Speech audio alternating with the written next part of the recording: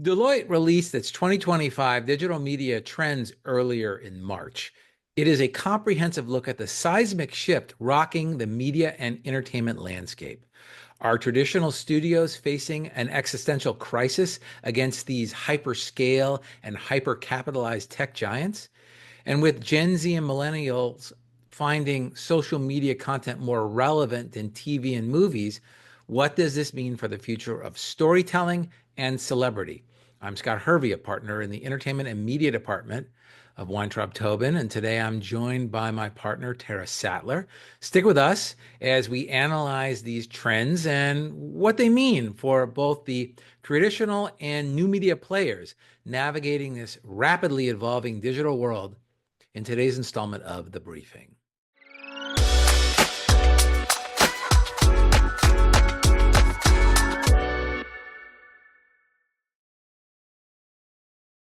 Tara, welcome back to The Briefing. It's good to have you back. Thanks, Scott. Thanks for having me back. It's always great to be here. Yeah, I thought this one was going to be particularly relevant for both you and I because our practice areas, we both straddle both like traditional media representing studios and production companies, and also we have another foot fairly like really squarely set in the creator economy, digital media, YouTube space, podcast. So I think you and I have the benefit of seeing both sides of this. And that's why I thought you'd be the perfect co-host for this one. We do, Scott. I think you're right. And I've been looking through this report. It's really quite eye-opening. The shifts are significant, especially for the traditional media players who you and I both work with a lot. Yeah, absolutely. And this report makes one thing abundantly clear. And I think it's something both of us have been talking to our clients about for a while. Social video platforms are becoming a dominant force in media and entertainment. And they do present a challenge to the traditional Hollywood model. So today we're going to summarize the key findings and discuss what opportunities exist for both traditional Hollywood studios and content producers and the content creators on platforms like YouTube. So let's dive in. So the report itself, so the headline here is that social platforms are becoming the new center of gravity for media and entertainment. According to Deloitte, these platforms are drawing more of consumers' time and more of advertisers' money away from traditional media. Yeah, the report found that US consumers are spending about 6 hours daily on media and entertainment. And that number isn't growing. What's changing is how that time is distributed. Younger generations, especially Gen Z, are spending significantly less time watching traditional TV and movies and more time on social media platforms with user-generated content. Right. And those numbers are pretty striking. Gen Z respondents are spending about 54% more time. So that's about 50 minutes more per day on social media platforms and watching user generated content than the average consumer. And they're spending 26% less time. So that's about 44 minutes less per day watching TV and movies than the average person. And it's not just about time spent. The report found that 56% of Gen Z and 43% of millennials say social media content is more relevant to them than traditional content like television shows and movies. Plus, about half of these generations feel a stronger personal connection to social media creators than they do to TV personalities or actors. And let's now talk about the advertising piece of this because it really is quite huge. The report shows that social platforms are winning the ad battle too. Gen Z and millennials are much more likely to say that ads on social media influence their purchasing decisions. And that's great for some of our clients who run ads on these platforms and also are creators in their creator economy who live off of these ads. That's a major source of their revenue. For Gen Z, it's about 63%, while ads on streaming services come in at about 28%. And that's a big problem for SVOD platforms that are trying to shift to ad-supported streaming models. They're competing against platforms that have spent years perfecting their ad technology and their algorithms for recommendations. Exactly. Meanwhile, traditional distributors and studios are caught in a really tough spot. Paid TV subscriptions continue to decline, down to 49% of consumers from 63% 3 years ago. Streaming services are facing challenges too, with 41% of consumers saying the content available isn't worth the price. Not me though. Up 5 percentage points from 2024. Yeah, I keep paying too, and those subscription costs, they just keep going up. They do.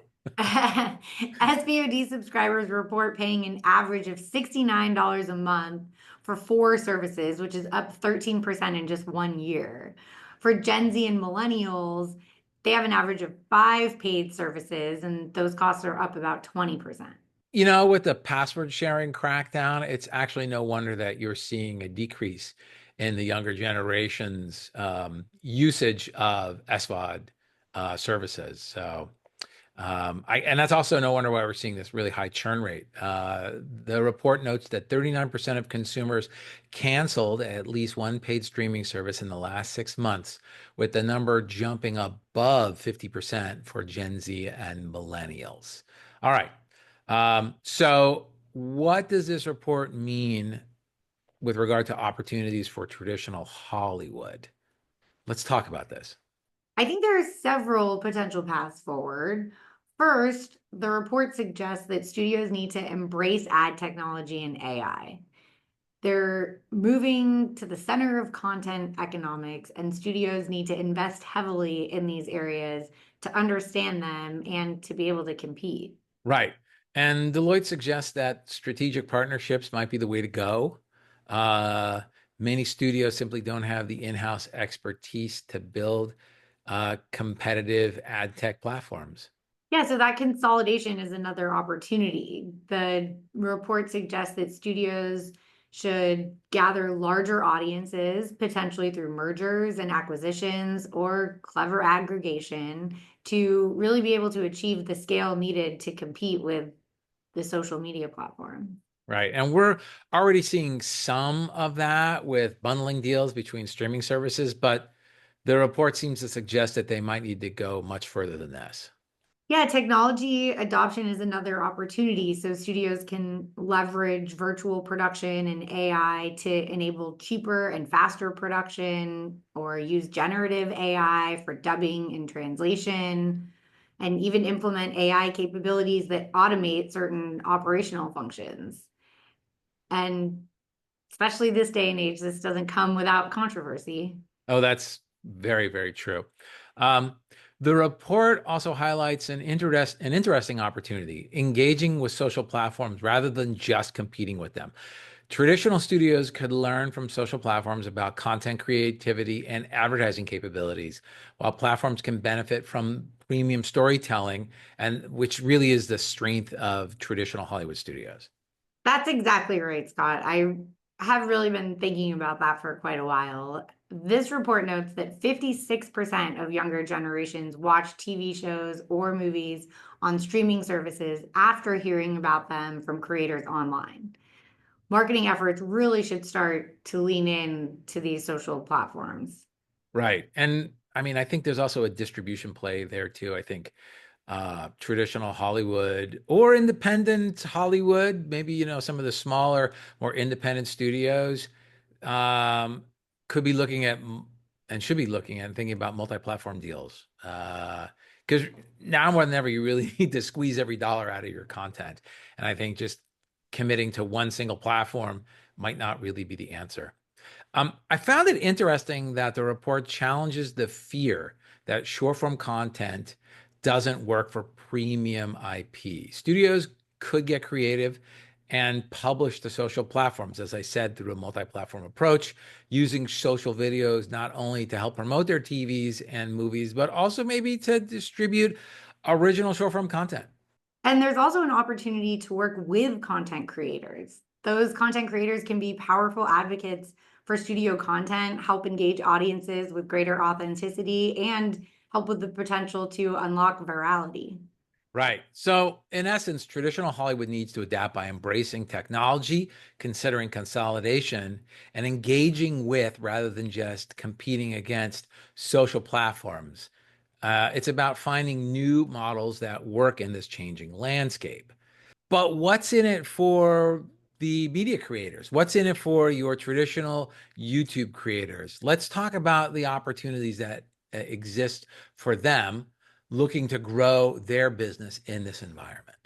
For creators, I think this report really contains some positive news. The influence of creators is growing, especially with younger audiences. According to the report, about 50% of Gen Z and millennials say they feel a stronger personal connection to social media creators than to TV personalities and actors. Right. I mean, I think, when you say the influence of creators is growing, uh, I think we just need to look back at a couple of the big deals over the last couple of months. Miss Rachel, Mr. Beast, Dude Perfect. Uh, they they are the next studios, and their influence is really growing. And these creators are now seen as legitimate entertainment competitors to traditional media. The report notes that for younger generations, especially, trending social videos are often like the new hit TV show, and creators are the new stars. And that right there creates several growth opportunities. First, there's the potential to cross over into traditional media. And some creators have made the leap to network television, streaming platforms, films, and this really secures lucrative contacts for them, but also grows their audiences. Though interestingly, the report found mixed responses to this. While 29% of consumers say they'd be more willing to watch TV shows or movies starring their favorite creators, 30% feel creators lose their authenticity when featured on TV. But it's interesting. I didn't see any part of that report that talked about when that content creator's own show that's on YouTube is also available on a streaming service or a fast channel, what that impact is. Because I think that's probably correct when you take the creator out of the like environment in which they're known to the viewer, it's not authentic any longer.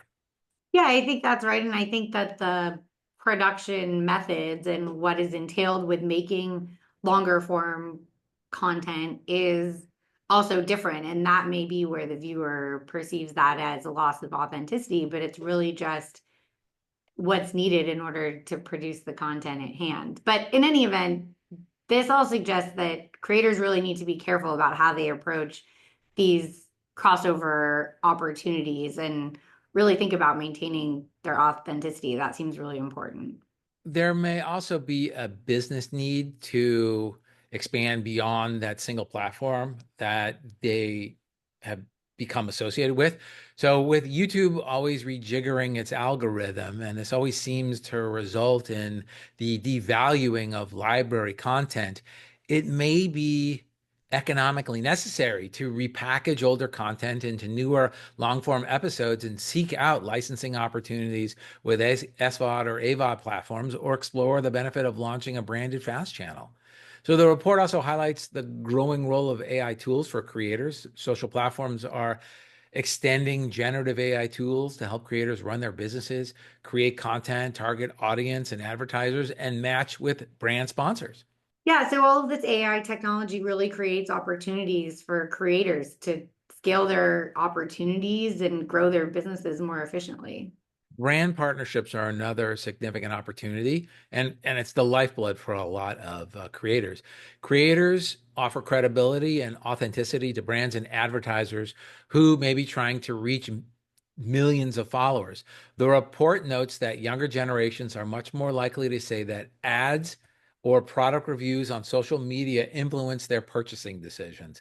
Specifically, the report found that Gen Z and millennials, so 63% of Gen Z and 49% of millennials, are more likely to say that ads or product reviews on social media are most influential to their purchasing decisions. That's really quite stunning, and I think quite a boost for our partner Jessica Marlowe, who basically runs like creator brand integration business for the firm. Um, Also interesting is the impact social media has on TV viewership. A significant percentage of younger generation, so 56% of Gen Z and 43% of millennials, watch TV shows or movies based on recommendations from social media. And by the way, I think we were all talking about this in a department meeting last week. The traditional movie and television industry has done a really bad job of engaging in social media advertising and using uh, creators to advertise the content. And really, like social media should be a central part of TV and movie marketing strategies targeting these demographics. If it works for cosmetics and other like goods, it's going to work for movies and television.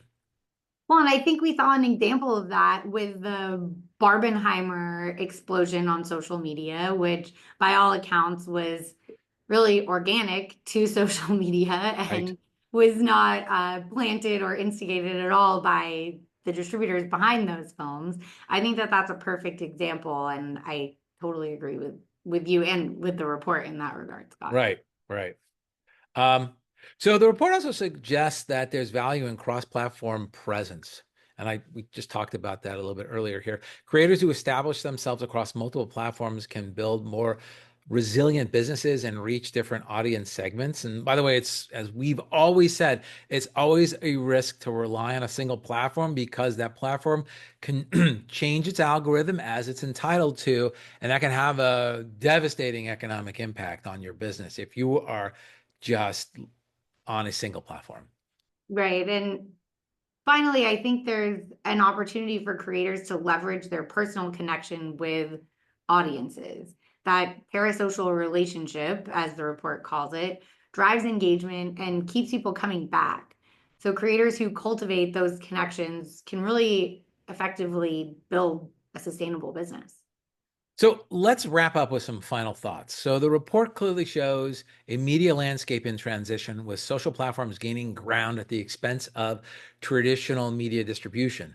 Both Hollywood studios and individual creators need to adapt to this new reality. And I think the creators are more like apt to adapt quicker and take advantage of this changing landscape. I definitely agree with that. And another key takeaway is that neither traditional Hollywood nor social media creators can stand still. For Hollywood, it means rethinking business models, embracing technology, and finding ways to engage with rather than just compete against social platforms. And for creators, it means leveraging their authenticity and personal connections with audiences while exploring new revenue streams and potentially even crossing over into traditional media. Yeah, the media landscape is being reshaped. So those who adapt most efficiently will be the ones who thrive. It's a well tested and long running concept that we all know a lot about. Right. Adapt or die. Well, a little grim, but that's it for today's episode of The Briefing. Thanks, Tara, for joining me today. And thank you, the listener or the viewer, for tuning in. We hope you found this episode informative and enjoyable. If you did, please remember to subscribe, leave us a review, and share this episode with your friends and colleagues. And if you have any questions about the topics we covered today, please leave us a comment.